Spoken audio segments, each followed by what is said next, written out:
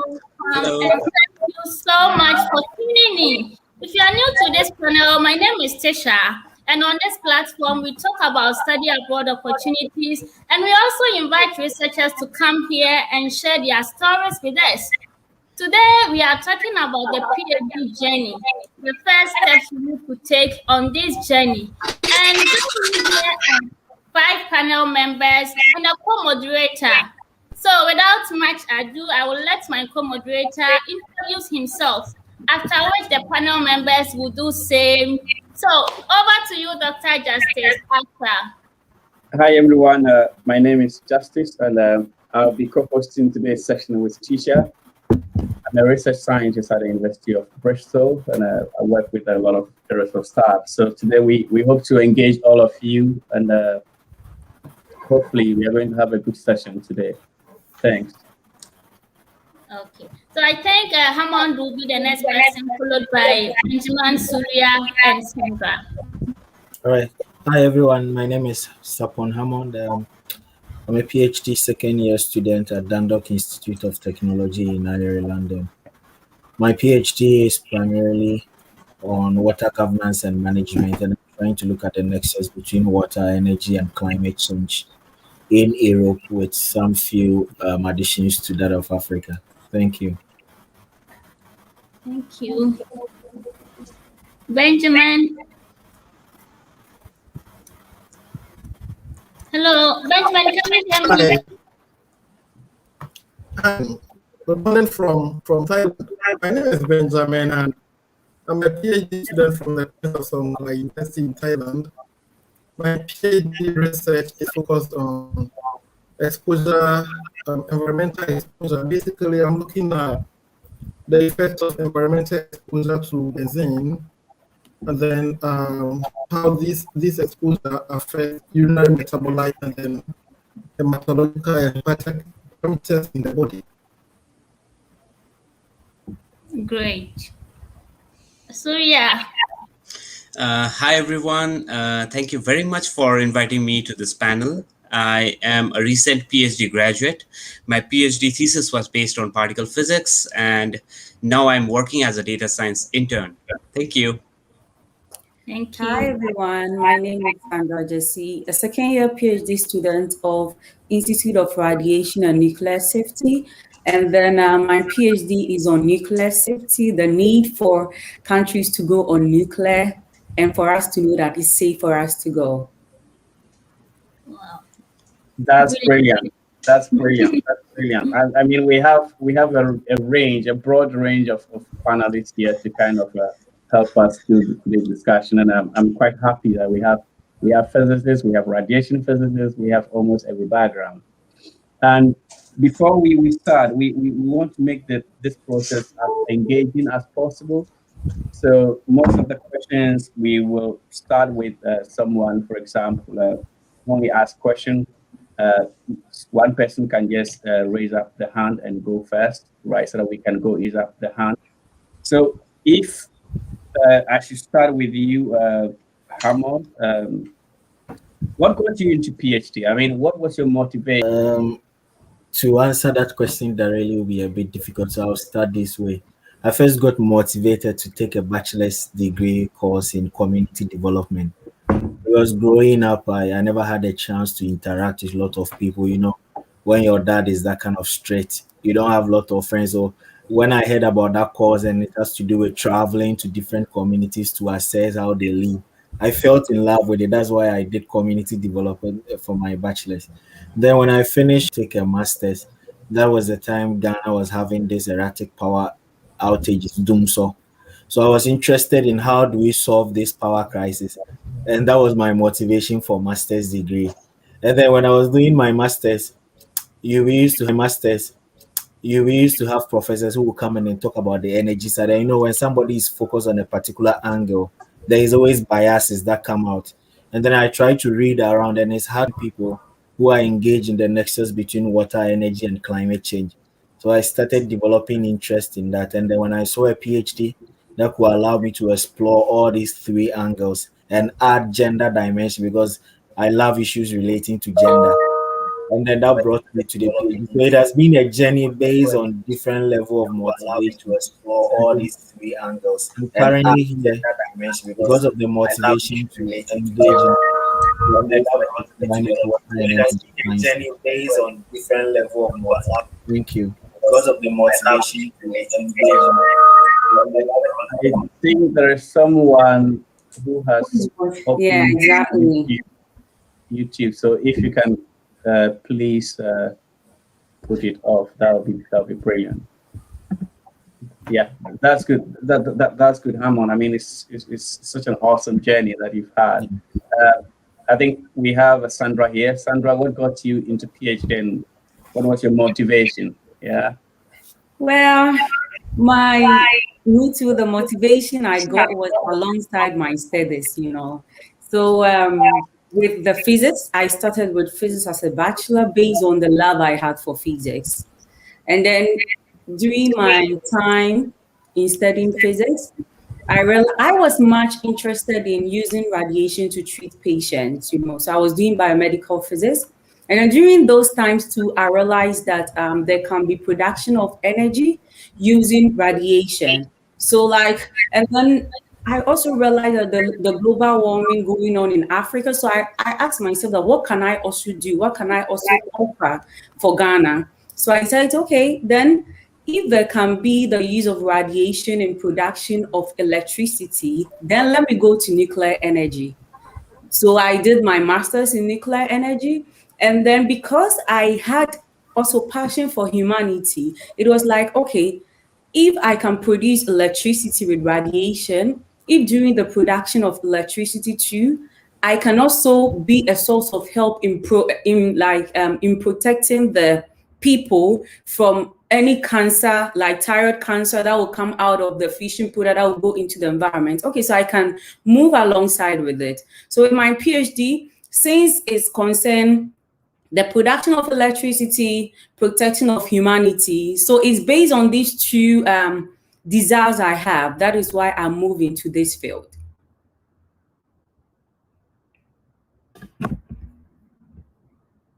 That's very, very fascinating. All of you have quite a fascinating like motivation of pursuing further studies, which is very, very nice. So yeah, so what got you into physics? Because you did practical physics and now you're working with data science. So Yeah. what got you into physics and how did you So- get into physics? So yeah, with physics, I think the history goes back into my childhood where I was more fascinated with all the science subjects like physics, maths, chemistry. I used to love them all, and as I grew up, I found physics to be most fascinating of all, like more than maths and chemistry. Yeah, so with particle physics, more of fun. Like I explored that. With it, I can explore the unknown finding of the universe. Like the research that I was based on was mostly focused on whatever event that has happened at the beginning of the universe. And it's really fascinating to know what could have happened at the beginning of the universe and you being witnessed of them all through the data collection, right? So this brought me to the particle physics, and when I searched for all the researches that were done in different universities and schools in the US, I then think of, oh, well, I can do the PhD in this and this subject and contribute even a small amount to that society. Yeah, that was my motivation to do the PhD in physics. Yeah.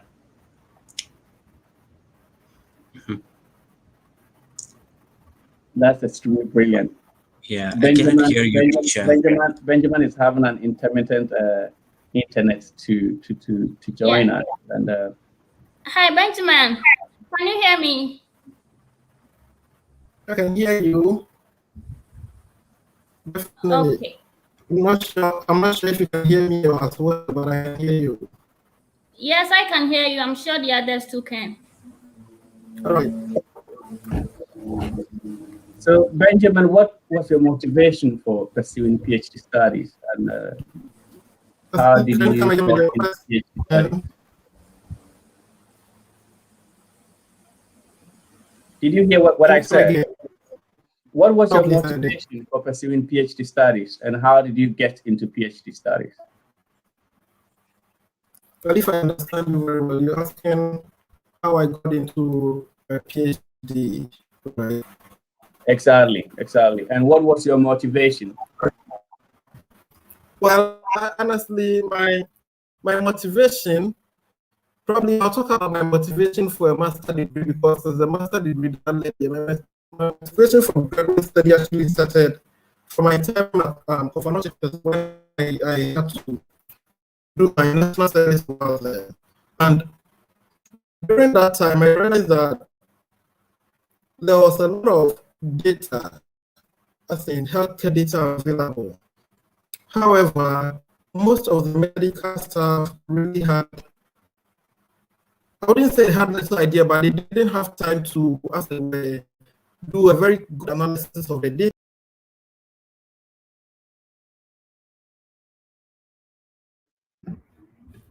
Wow. Unfortunately, Pursue a we are. master degree. Can you go on? Go on, Benjamin. Yes, so it was at that point that I decided I'll go into statistics or biostatistics related to medicine. And so during my master degree, I decided to investigate health issues related to neonatal death at the Governorship Teaching Hospital. And then for my PhD, I decided to take on something more challenging, something that has got to do with developing methods of analyzing data related to exposure analysis. And with this, what I basically intend to do is to develop, as it were, robust statistical techniques or robust statistical methods that can be applied to analyze various forms of medical data related to exposure to environmental benzene.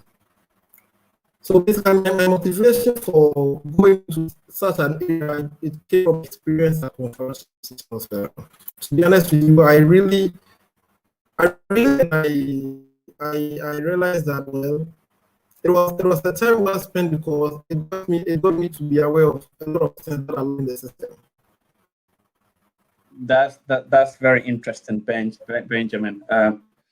If Tisha is sharing me, Tisha, can you go on with the next round of questions to our panelists as we move on? We will just, as we have just an hour, let our answers to be a bit of quite short, and so that each of the panel members will have time to speak about some of the questions that we have for others listening. Yeah, thank you so much, Justice. And we encourage our viewers to send in their questions and comments.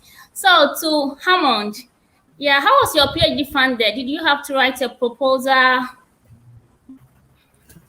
Yeah, thank you. So when I opened the folder on my laptop with proposals, I wrote a lot. And in the last year, what I've been doing is I try to dash the proposals to people, because any topic of interest that comes to mind, I try to write something about it. So I think there was a conference that I attended where they were talking about the energy climate change nexus. And then somebody mentioned scholarships in Europe. He just said many European schools are looking for PhD students in this field. So it was by chance I came across the Irish government scholarship, and then it required just submitting a proposal. And then the process took me less than 10 minutes, because they requested for a proposal in STV, and I just forwarded those things. And I don't know how good it was, but they got back to me for an interview, and here I am. So yes, I wrote a proposal, and I wrote series of proposals. I extracted some from my master thesis, even my bachelor's thesis, because I was looking at mailing and fortification of grains for women. So I tried to look at the gender. I don't know, I was more interested in the aspect of gender. So all my theses just had elements of it, and I had proposals on them. So when I see a PhD program that connects a little bit with that, I just submitted. Then that came with some good feedback, but then I chose the best from this one, which was the Irish government scholarship, and here I am today. Yeah. Wow, that's awesome. That's great to know. Sandy. Okay, so with mine, I didn't have to write a proposal, but you go for an interview, and then because I remember it was you apply, and then when your supervisor, I think when you are like on a good, when they think that you qualify, I went for it was more or less like an interview with my supervisors, and then afterwards they will tell you that, okay, there is a PhD topic, but then in order for you to get funding, you need to go for it's like an interview in front of the whole company bosses and the rest. So after the interview, then based on your motivation letter, your CV, your transcript, and what you say to them, what you can offer, then they will tell you, okay, you qualify for the funding or not. So I didn't write any proposal, but it was more or less like an interview for funding. Wow, great. And let me go back to Hammond. So what should the proposal contain? Because maybe there are some master students watching interested in going for PhD. What should they have in their proposal? Yours took 10 minutes, and then you were called for interview. So maybe there's some special or some tricks. Well, I think your proposal should be what you are passionate about. I've read other people just writing on topics, but for me, all the proposals that I wrote were things I was passionate about, and I wasn't so keen on PhD. Like, I really wanted to do it. When we're doing the masters, they encourage us to write proposals, so I just wrote them like assignment, and I had them. So when I see opportunities that fall in line with them, I try to submit. So if somebody is planning to do a PhD, I'll say that yes, they are the normal route of applying, like what Sandra did, which is usually very competitive. But then if you are passionate about something, try write about that thing and go out there to seek. There, everything you write down, there is funding somewhere for it. So writing it down will now open the doors for you. So I wrote on gender, I wrote on Ghana, I wrote on climate, and now it works like magic. When I start looking for scholarship, I receive links that relate to what I've written down. I see somebody was standing there and telling you, after this proposal, I'll send you this link. So I was always sending a lot. And when I finally got the PhD, I accepted one.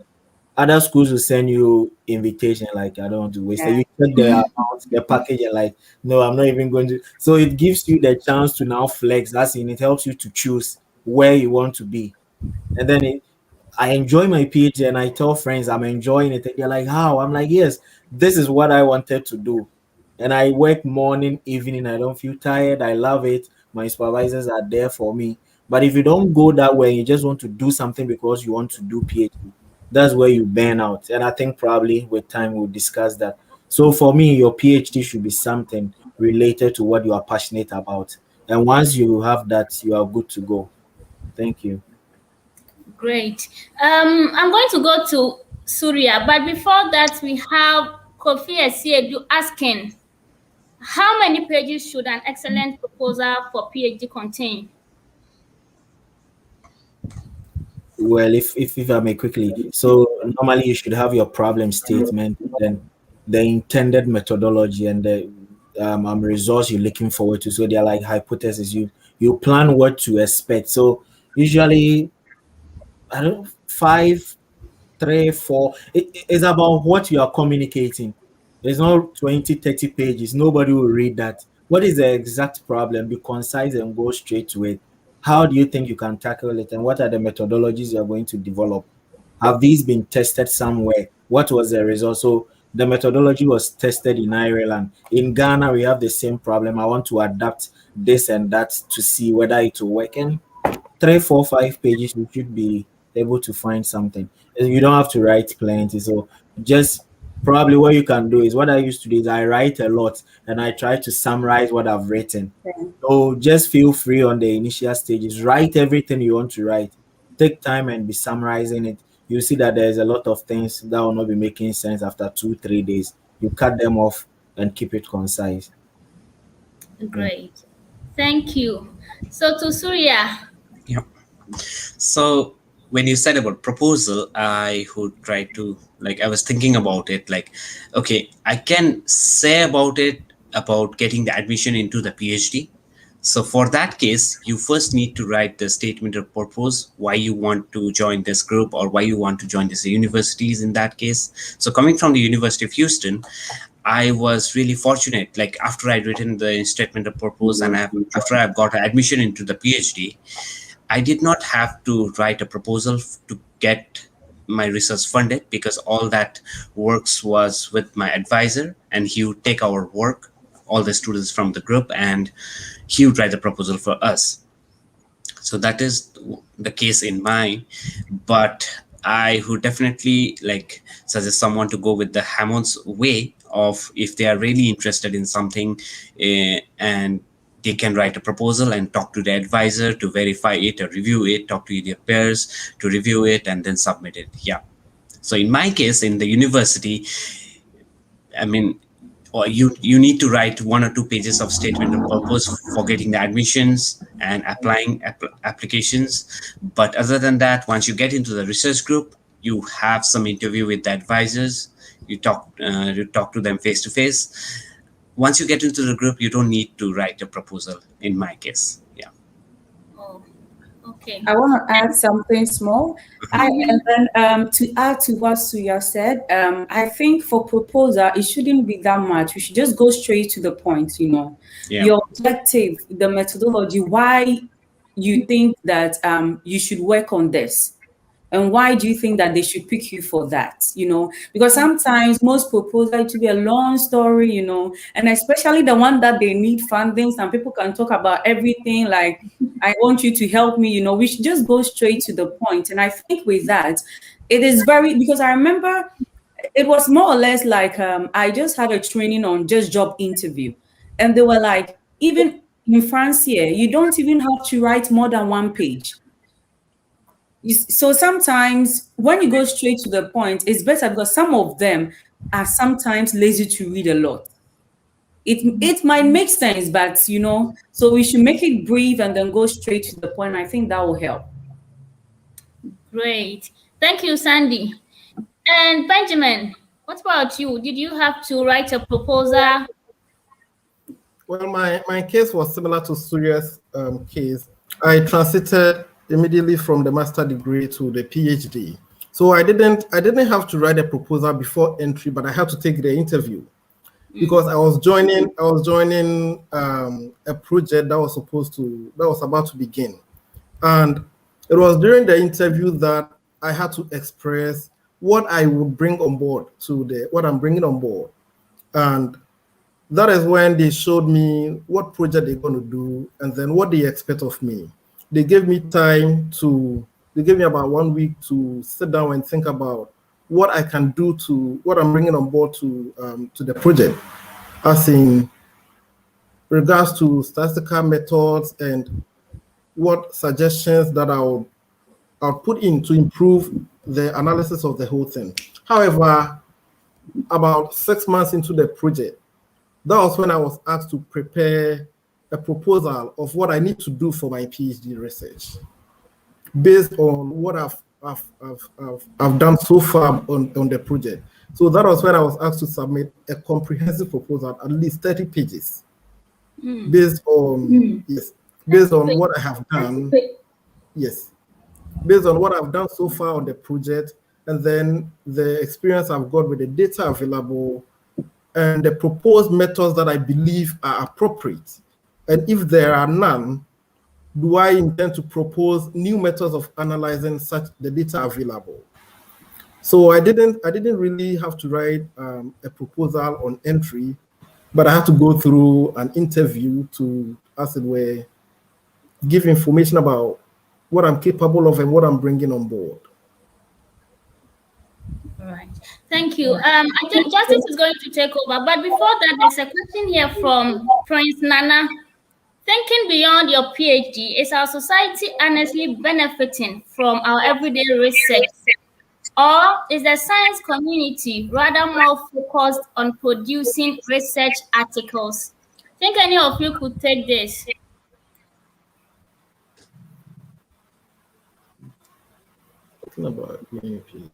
So I think to follow up with this question, I think this was one of the questions we were going to ask all of you. What is your research interest? I know most of you have spoken about what you've been doing, and we want to specifically kind of delve into what are your research interests. and what is the impact of your research, right? I think it goes on to kind of emphasize what Prince is asking: is your research benefiting the wider society, or it's just in academia? It's just like producing research articles. Are you doing the research just to produce articles, or is your research benefiting the wider society? So this is the next question we are going to kind of discuss in the next 5 or 10 minutes, of what are your research interests and what are the impacts of what you are working on. So probably we'll start with Surya. So you can start with that.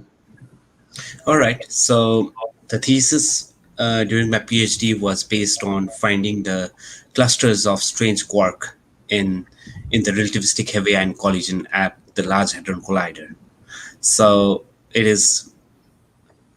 So, like I said before, it was based on the event that has happened at the beginning of the universe, right?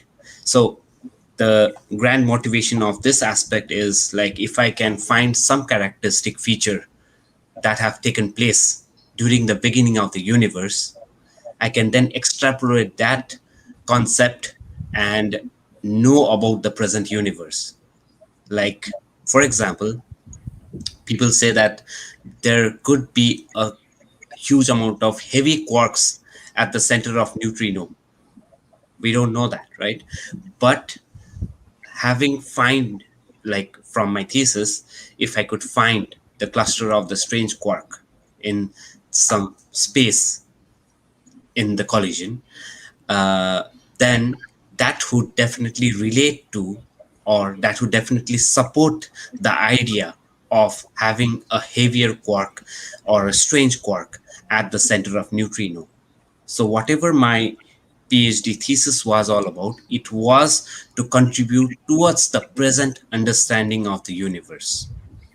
So it is more in the fundamental level, fundamental science level.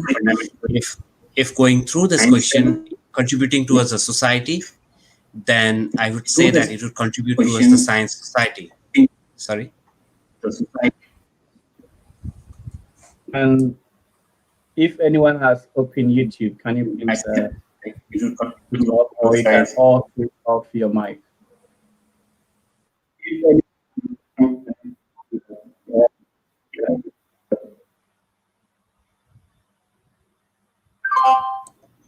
Can you hear me now? Yeah, you can continue. All right. Yeah. So that's what I said.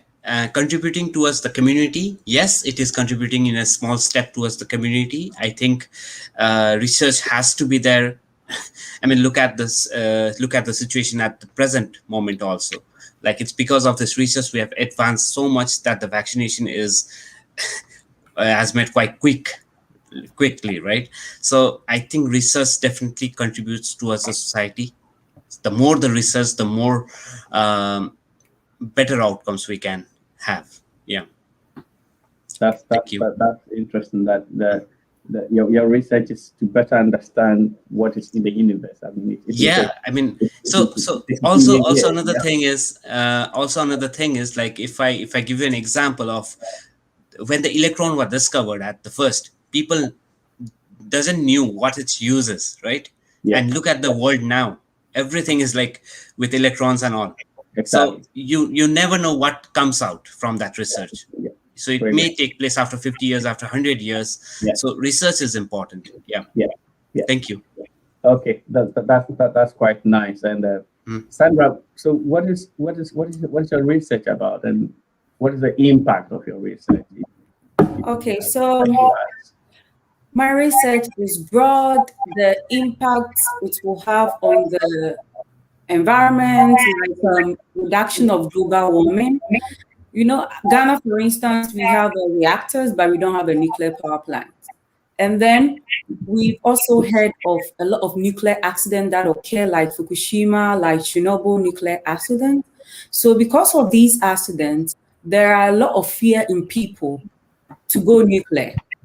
We don't look beyond the importance of nuclear. Yes, I know accidents do occur, but then there has to be education that people need on nuclear.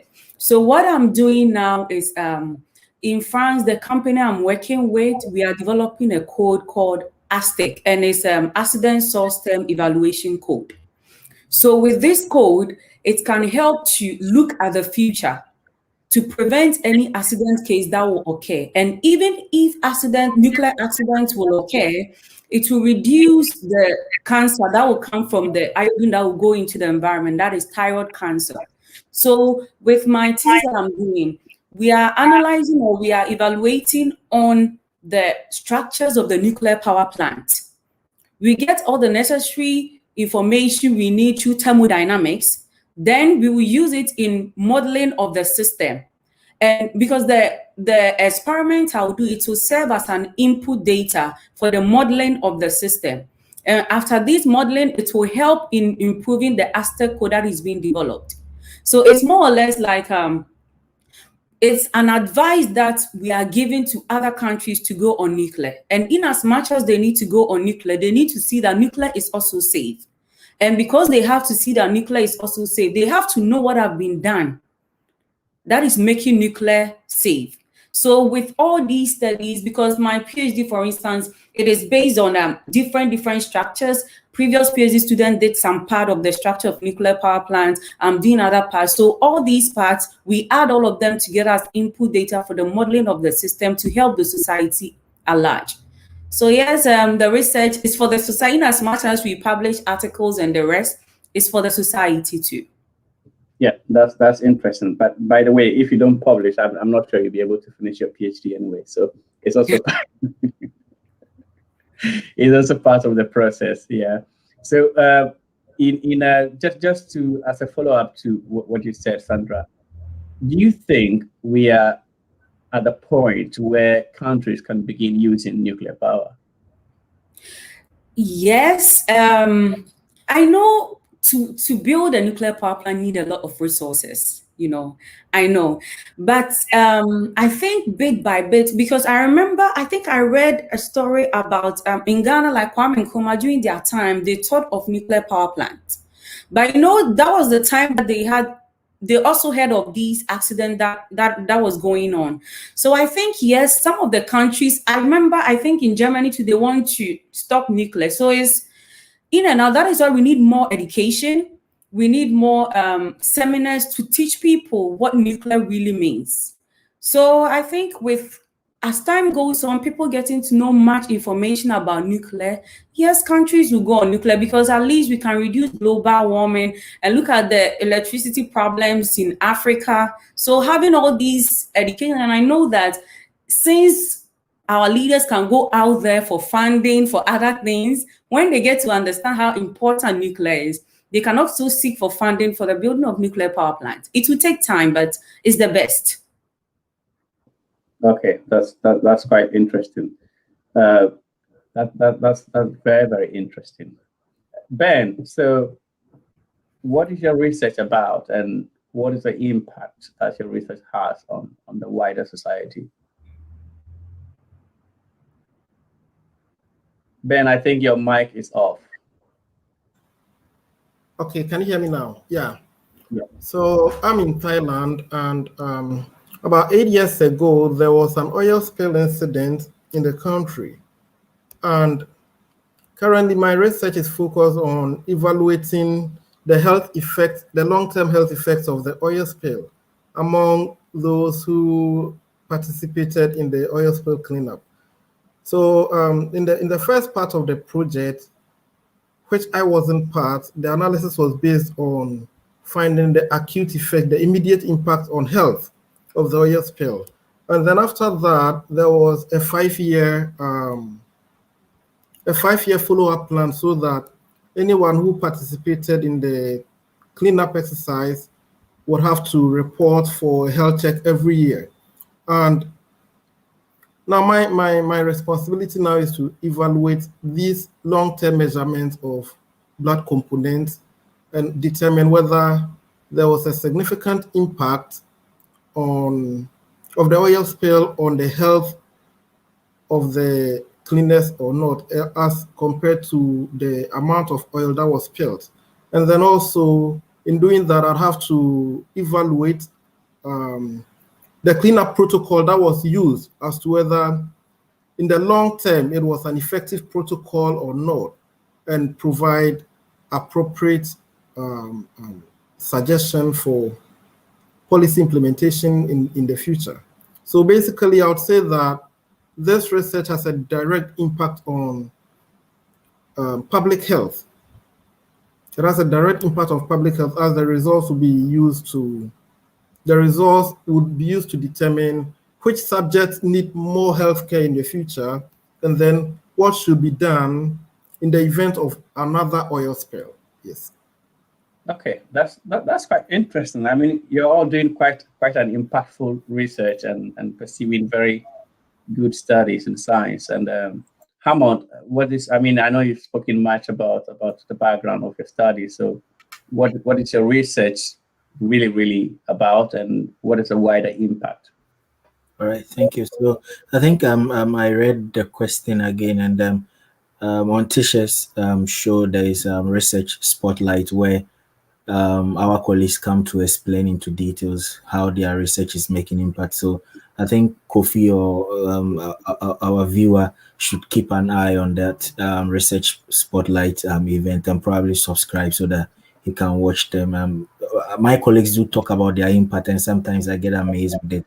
So personally, for me, my research is looking at the governance and management of water in the Republic of Ireland. And I'm in my second year now. Just last week, I had a meeting with the National Forum. That's the body that looks into water, and they adapted one of my objective into how to communicate water during periods of drought, because it rains a lot in the country and everybody thinks there is water, but the quality is not as assumed. So people misuse water, and during summertime, people have swimming pools in front of their house, they waste water. And so I did a bit of research in how to communicate water efficiency and conservation. And the forum has adapted it. So nationally, they are going to implement that. That is an impact on it. On overall, at the end of my PhD, my research will be looking at how to include gender in water planning and management, and how rural communities, especially because water that is supplied in the urban areas are not as they are in the rural areas in Ireland here. So how urban rural settlement can have equal standard or quality of water. And then overall, we are the only country in Europe where we don't pay for water charges. So most Irish people don't want to hear it when I talk about that aspect of my work. But at the end of the day, I'll be proposing how they can start taking domestic water charges so that they can improve the quality. And anytime I go for conference and I talk about this and there's an Irish, it's like, no, no ways. But then that is an impact that is going to happen. So at the end of the day, water resources in the country will be improved, and then the overall environment, how what source of energy do we use in pumping water or supplying water. I'll be looking at that. Yeah, thank you. That's quite interesting. I mean, we have a broad, very impactful areas of research and studies, and I'm such fortunate to listen to all of you. And I think that the next question is, I think, Surya, I'll start from you because you have finished your PhD.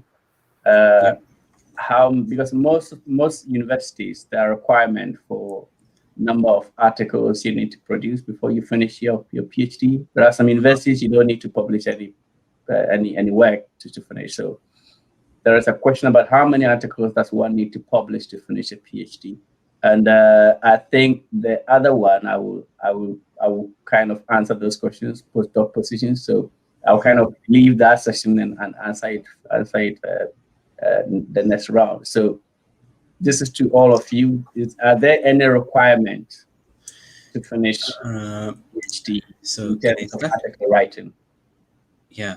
So the research that I was doing, I am inside the one collaboration, a lease collaboration, which has almost like 500 to 600 like people out there, and whatever you publish in the outside media, your research has to go through them.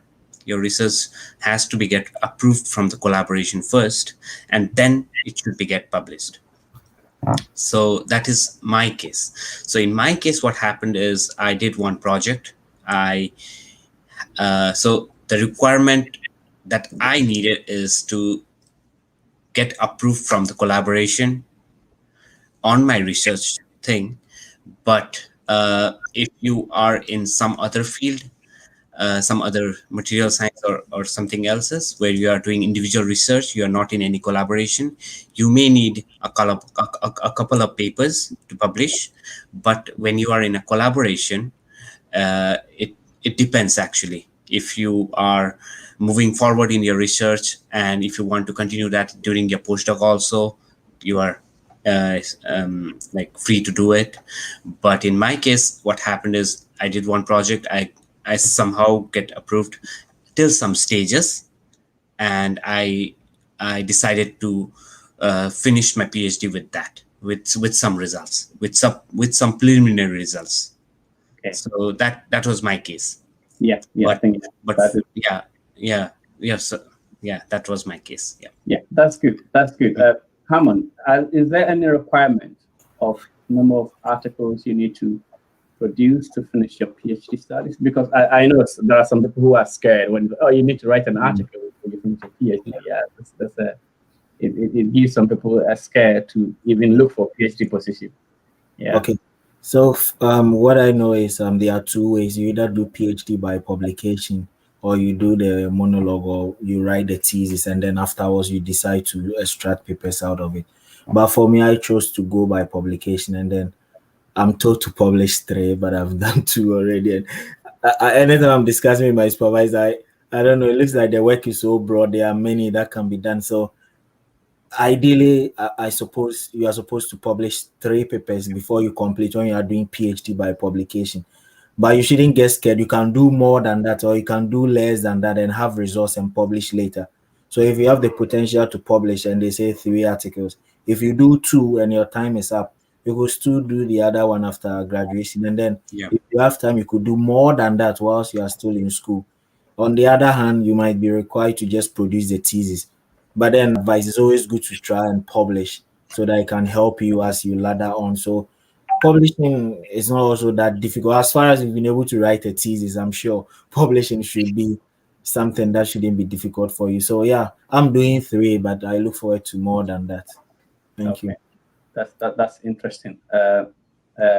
Sandra, is any requirement for your article writing? Yeah, I think I'm writing a thesis, but I think at least you're supposed to publish 1, at least. Yeah, but for now I've published 1, and then I'm on my 2nd article. I wish to write a lot of articles because it will help future career. So yeah, mine is, I think, at least 1. Any requirements to completing your? Well, my program requires that I have at least 2 publications, so I'm still working on them. Okay. And you cannot graduate without them. So yeah. I think it differs from institutions to institutions.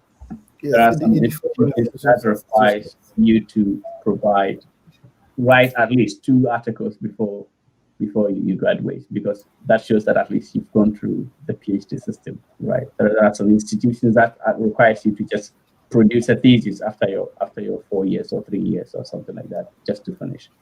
Okay, so I'll hand over to Tisha to kind of ask a question about your supervisors. Yeah, thank you so much. And before that, Kofi Asiedu say it's nice to hear about collaboration. You mentioned that you were in collaboration with 500 people. Does that imply you did a project together and published? Yeah, thank you very much, Kofi, for the question. So when I said I am in a collaboration, what the collaboration does is, like, you have a data set of, like, for a particle physics, you have a huge data set, and there are different inside the same collaboration.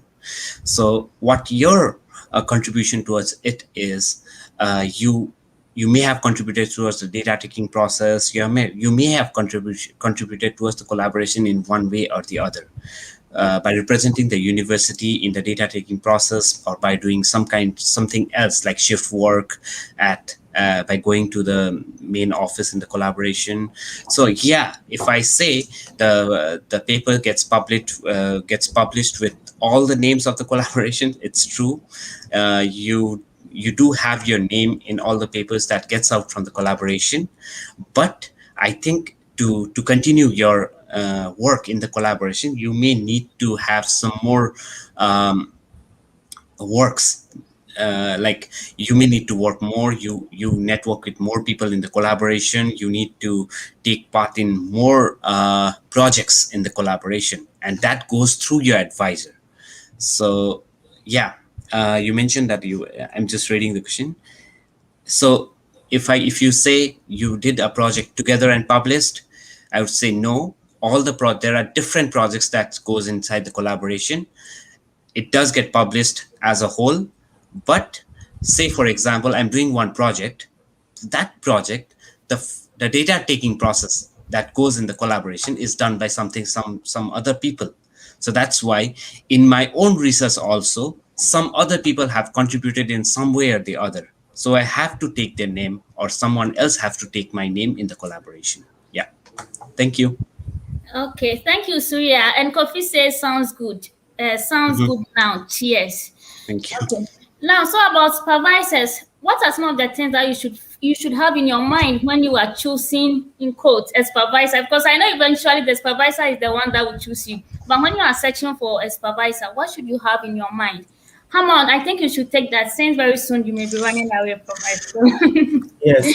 So again, anytime I speak about my PhD, my position stands to be a bit different because when my proposal got accepted, the school had the three set of supervisors for me, and I can say I love them. They've been good, and there's something that happened. I think it's worth sharing. So when I came here, 3 months into my PhD, I had another offer from the UNU University. The money was good in terms of recognition for the university. You know, UNU University is, if for nothing at all, because it's a UN based university. Now, the only reason why I didn't leave my current university was because of my supervisors. I always felt like if I leave these people, how are they going to react? Because they were checking up on me. They don't even, they call you, Hamon, are you okay? Is there something you need? And I felt like this is a family to belong to. Even if when I write something is not right, how they approach you and how they give you feedback, you feel loved. And so I have this kind of cordial relationship with them. On the other hand, I've had colleagues who are struggling with their supervisors. So what I would say is you need to be careful if you are choosing, but if you just happen to pump into them and then they are working with you, as much as possible. I know most researchers, and it's not only me, we always have our own little bit of ego where we always think we are right. And some people cannot accommodate feedback. But just relax. When I started my PhD, I put it at the back of my mind that I don't know anything, although I wrote my proposal. I'm going to go by what these guys are saying. And then when you need to argue, you argue with them. And I do that, and so far so good, no problems. I hope it continues like this. Sometimes they tell you when you start is always cool, but the ending. So I hope it ends this way. We chat about everything during holidays. I go to eat. We go. I play football with one of my supervisors, and when he's in the opposite team, I make sure to score him. So that is how we've developed that kind of relationship, and it's perfect. And I think when you check online, you always have people talking about experiences with supervisors. Look, I read those comments and I got scared. But the fact is, be open minded about your supervisors. Just be open minded, read about them and know what they like. When they speak, listen to them, know their pattern of speech, listen to what they want, write it down. And when you try to do what they want, you are good to go. Thank you. Thank you, Hammond. Surya, since you already done with your PhD, I want to ask you: did you experience or do you have experience with a difficult supervisor? Um, well, no, I guess I have been very fortunate to have a best supervisor in the university. Well, when I first thought about it, like going 5 years back, when I came from a South Asian region to the US, our mindset is sometimes like you take orders from elders and then you follow it, right? It's like a teacher and student relationship. You seek for that, right? But as you grow along during the PhD, you try to see that you also have something to contribute to the conversation. It's always not the one-way traffic, it should be the both-way traffic.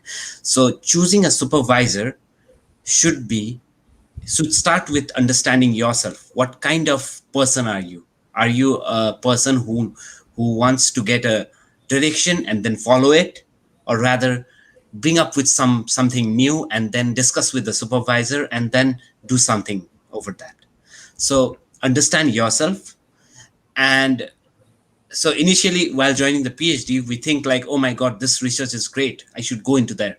That's it. We don't think about anything else, like a personal, emotional motivations and all that. We just think about like technical aspects. I would say don't do that. Know the research that the group is doing, and also know the people in the research group, know the advisor in the research group. How emotionally supportive are they? And trust me, if they are very emotionally supportive, that would help you in the long run, right? Like not only emotionally supportive, but also if they are like technically very good and the addition is emotionally supportive, that will help you in the long run. Because in PhD you will face different kind of challenges, like you have not thought of. You may face, you may not face, but even if you face the difficult challenges, your advisor or professor, who should be your friend, will be always there to support you in every way possible. So I would say, like, know yourself, what kind of person you are. Either you need a direction, or you just need a free will to do your work, and accordingly to that, talk to the people in the research group, what kind of supervisor they are, and then get to talk to them. Yeah, I think that would really help you. Wow. Thanks. Thank you. Sandy. Yeah, so me, for instance, I'm working with 7 supervisors. So you see, it's huge. One will say this, but one thing I learned alongside is you should learn to compromise sometimes, and then, as Tuya said, when you are growing during the studies or during the research, you get to understand a lot of things. Because first, I was just doing, he says I do, he says I do. But I realized that, okay, what if there can be a mistake or something? And then one thing I love about my supervisors is like they allow you to bring your ideas. They give you the chance for you to also express yourself. They see you as a colleague, but not a student. So each and every time, that's what I'm saying. We should also sometimes learn to compromise.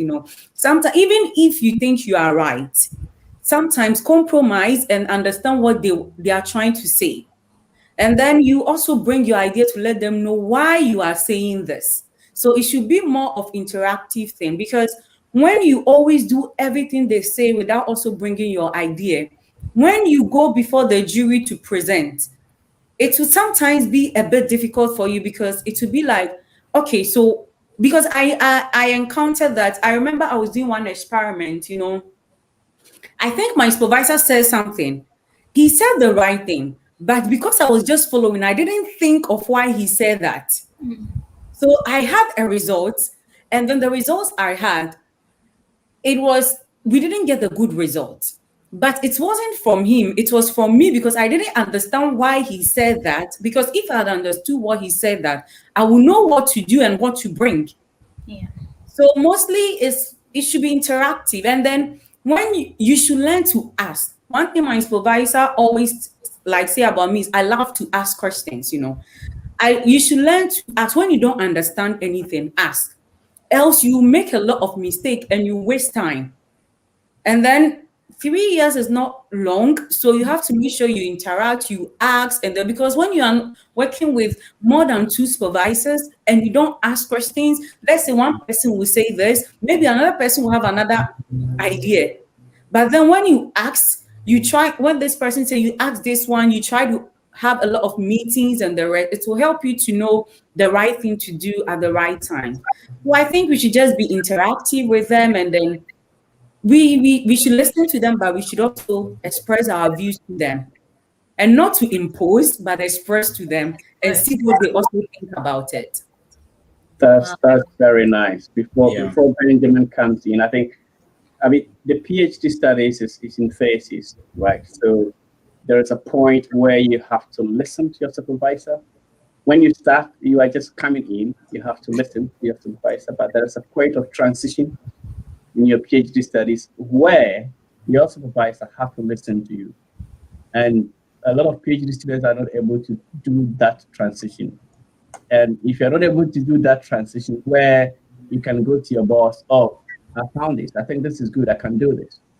Then if your supervisor has to tell you what to do every day for 3 years, he's going to be pissed off.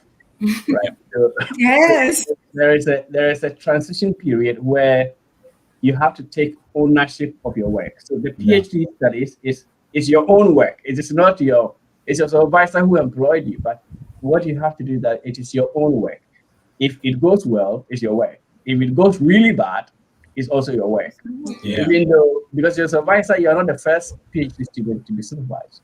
And you're not the first character or person with different attitude that he has seen. But there's a transition. First year, you have to listen to your supervisor, tells you what to do. 1.5 years, you begin to transition to owning your own work. That is when you see your boss as colleague, because your boss knows that, oh, okay, you transition. You can also bring something on board, right? So these are some of the things. A lot of students are not able to transition into that phase, and they get stuck along the way. So Ben, it's not easy to make that transition, it's not. I really understand where you're coming from, because where the community we came from, it sometimes have impact in our lives. We Yes. come from a place that keep quiet, let the elder talk. I think that is the problem. Yeah, that is the problem. Sometimes it really affected me. So I was just doing, he says this, I do, and then I got the results. I don't understand what I've gotten. Yeah. And he asked me, and I was like, you told me to do it. And then I realized that no, it is my work. I should do something. Yeah. I think in our part of the world, we listen to our lecturers, you cannot befriend your lecturer, you cannot befriend them.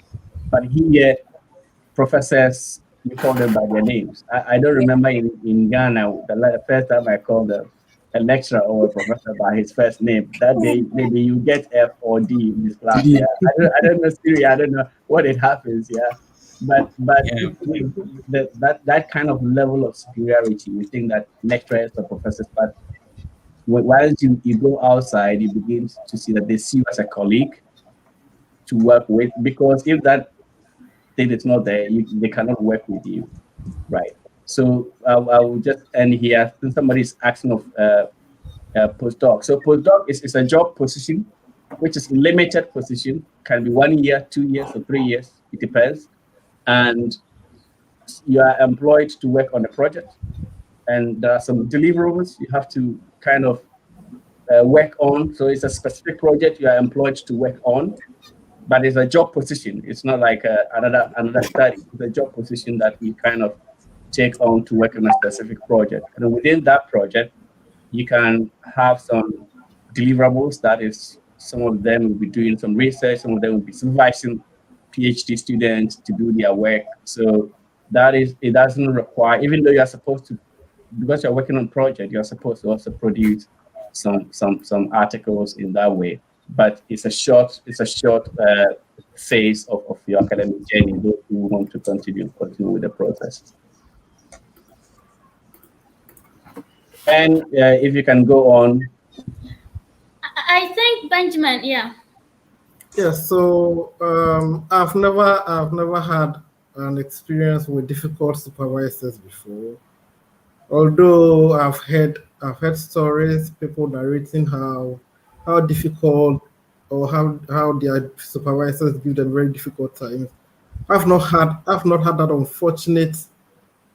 unfortunate experience before.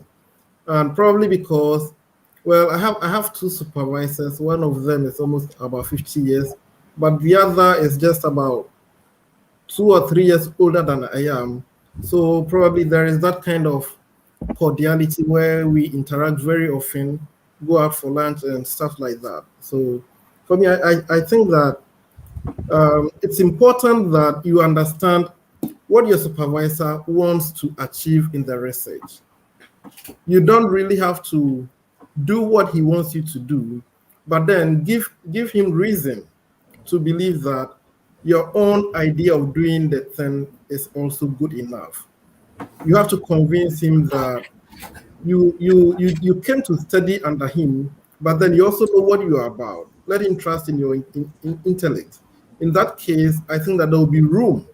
There will be some kind of room for you to also express your ideas. But going by, Prof, so what should I do? How should I go about this? It gives your supervisor the impression that you are really not learning anything, or you are not reading as he expects you to do. So I believe that, well, for me, I'm able to give my opinion to my supervisor and tell him that, well, I think this part, we need to do it this way. And then if he thinks that my idea is not enough, he will just tell me to give me an idea of what I should be reading about. And by the time I'll finish reading about that particular topic, I'll have a different concept about how everything should be done. So with supervisors, I believe I have a great one. And if I get a chance to choose another one, I'll choose them. Yeah. Okay, it's good to know you all have great supervisors. So one funny comment from Kofi Esiedu.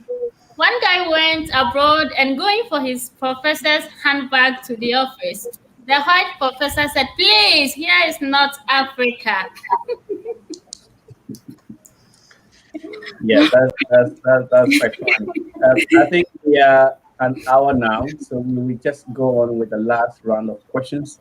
And then Hammond, I think it's likely that you probably stay with the last round because we'll just be quick in this. And I think what we need to speak about now is what are the challenges? What are the challenges are you facing in your PhD studies? And for Suraj, what were some of the challenges that you had to go through to be able to finish your PhD?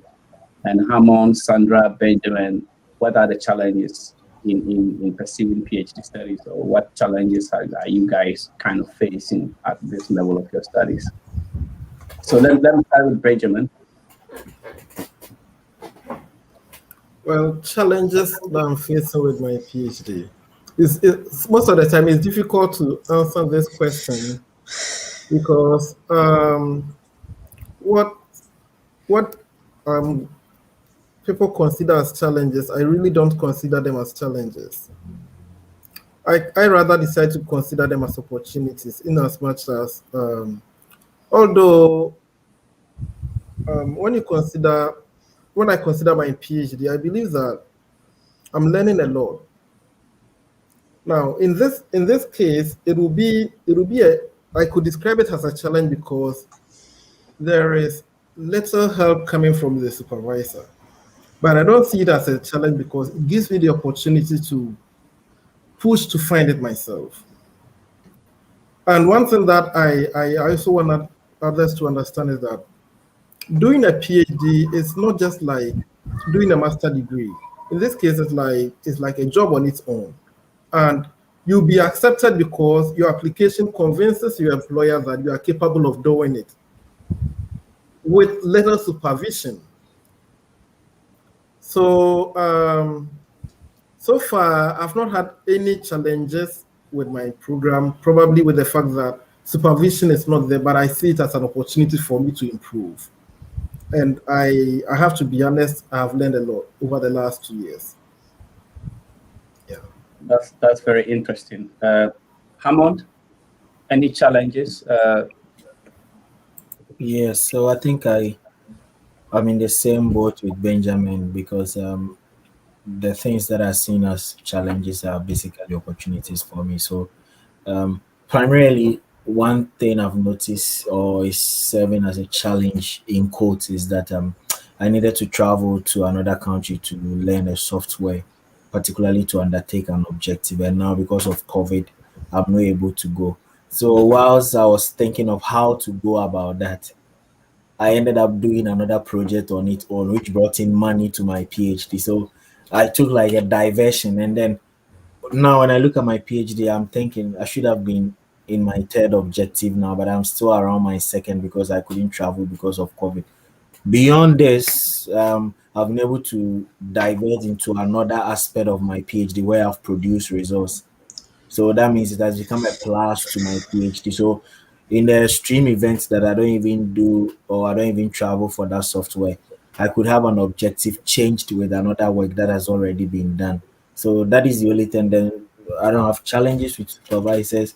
Probably another thing. Normally, people will not speak about it. I think staying alone and being alone without family. I would say that is my challenge because right after masters, I came in here. I knew nobody, and I live in a mainly white dominated area. And then the few times you even see blacks around in the shopping centers, they don't want to talk to you. They frown their faces, and I still can understand why they do that. So just by myself, I can't eat my favorite gari and beans. No black people to speak to or speak P with. Like I'm struggling. That is it. And this is not related directly to the PhD, but as an externality. So that is it. Aside that, I'm cool. Yeah. Just to add to what Hammond said, I mean, some of these external factors, even though they don't influence your work, but they inherently affect your work as well Yeah. because they kind of affect your mental health and other issues, which maybe one of these days we'll have another program to speak about mental health during PhD studies. Yeah. So since Syria has finished, we will go to probably Syria has finished his PhD. So let's go to Sandra and then we'll come to Syria. Okay, so mine is like Benjamin and Hamad. I see it as a learning process. And then I've not really faced a particular, I just see all of them as a learning process because it is your work and then you have to produce a result. So you have to learn to produce that result. You have to put in extra work to produce that result. So I've not really faced any challenge. I would just say it's the COVID that maybe slowed down my experiment. But I used that time to write chapter 1 and chapter 2 of my thesis. So in my final year, that it will be like a lot of people will be stressed out with writing of thesis. I've already within the tedious work already, and it has been accepted. So I think in my last, I'll just be writing on my results and the rest. So I think it's just a COVID that slowed down my experimental work, but everything is okay for me. It's learning, and I'm learning. It's quite interesting. So I'd like to chip in something with an experience I had last year. So at the onset of COVID-19, one of my supervisors, who is a medical doctor, he was barely available to look at my work. You send him an email and it takes like more than a month, 2 months before you get a reply. And that reply says, yeah, I received, I'll look at it. It's not like I've read it and I'll contact, he's giving a feedback.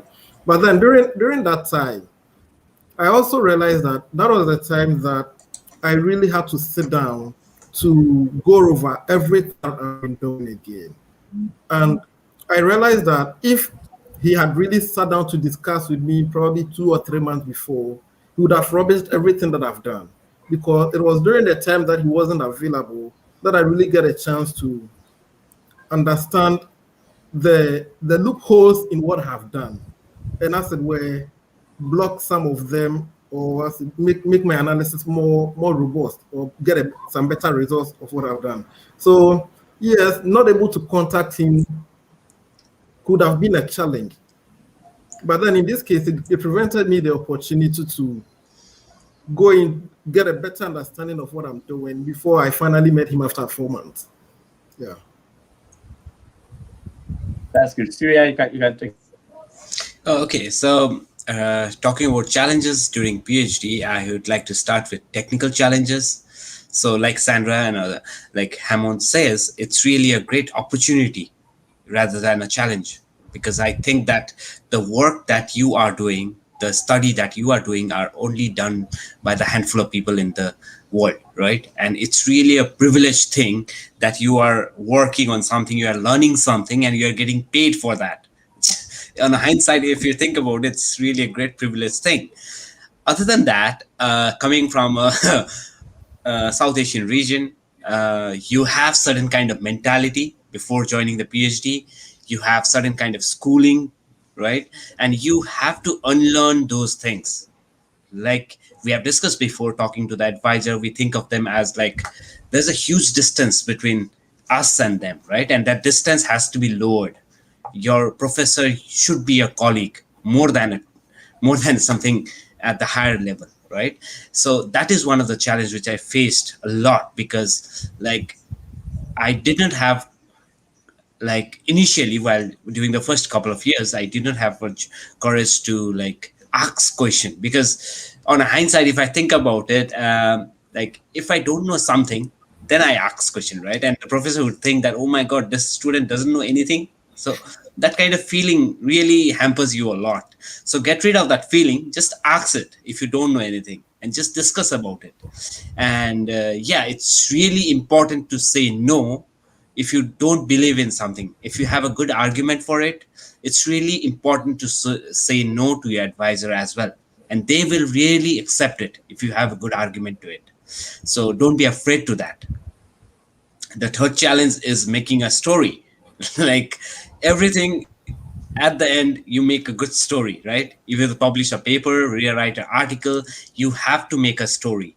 So whatever you research you do, you have a lot of data, you have a lot of plots. Try to frame a story out of it. Try to publish, or like make a habit of writing, like Sandra said, like she was writing from the beginning. So that's a very good habit actually. Most people think that, oh my god, this is my last year of PhD, I'll write somewhere around this month now. That is not a good way of doing it. I think writing a thesis should come from the beginning itself. While doing your PhD, you will should be able to write. You should have the habit to write all along. Parallelly, you should I think that would be the best approach to completing your PhD thesis. So yeah, challenges I meant, just a bullet point, is like asking a question. I have to get rid of that insecurity to ask a question to the advisor, getting familiar with the advisor, and talk to people, and do it as fast as possible. When you enter the PhD group, if you take a lot of time in asking a question and getting familiarity, talking to more people, talking about other people projects also, not only yours, I think if you do these steps within a short time, you can have more time to gain more knowledge from the group. Yeah, that's what. That's extremely interesting. I mean, the Yeah, part of unlearning, is quite yeah, interesting. yeah. From We really need to unlearn many things. Yeah, unlearn many things, Yeah. to kind of really shorten that distance between you and your superiors. Because I mean, where we come from, we just have to keep that distance. Oh, Professor, Yeah. quick mention, Professor. Yeah. Those kind of stuff, So, I mean, And that's- no doesn't mean disrespect, right? I mean, that should be out of our mind actually. Yeah, but I think we think that we need to kind of call them over there. When we come here, we still call them professor, but even though they want you to call them by their names. yeah. So that is where we have problem, that we are not able to kind of come down, because psychologically, I don't know whether it's psychologically, you're not able to call your professor by his name, because back No, then, I still don't call him by his name. So yeah. So many thanks. I think we've had a very fruitful discussion today, and we'll probably call all of you back again for another session where we will look at different aspects of the PhD studies. That is how you cope with your mental health and how you cope with a couple of things during your study. So we will, unless Tisha has something to say to kind of close, or unless all of you have some closing remarks to say, then I think because of time we'll be able to finish it ahead before we hit like in the next 5 minutes. Okay, if there's nothing else to say, I would like to say thank you very much to all of you. It's a Saturday. I know you are very busy. You should be resting by now, but you have been so generous to come and share your journey with us. So thank you so much. I really do appreciate this. And also to our viewers, thank you so much for staying tuned. If you are new to this channel, please do subscribe and stay tuned to all our interesting programs. So thank you and have a good evening and good afternoon, Surya. Yeah. Benjamin, I'm not sure what time it is in Thailand. Good day. It's 1 a.m. Wow, Oh, wow, you stayed this late to do this. Thank you. Thank you so yeah. much, All right. Thank man. you very much. Yeah. Yeah, Okay. so Mhm. bye bye.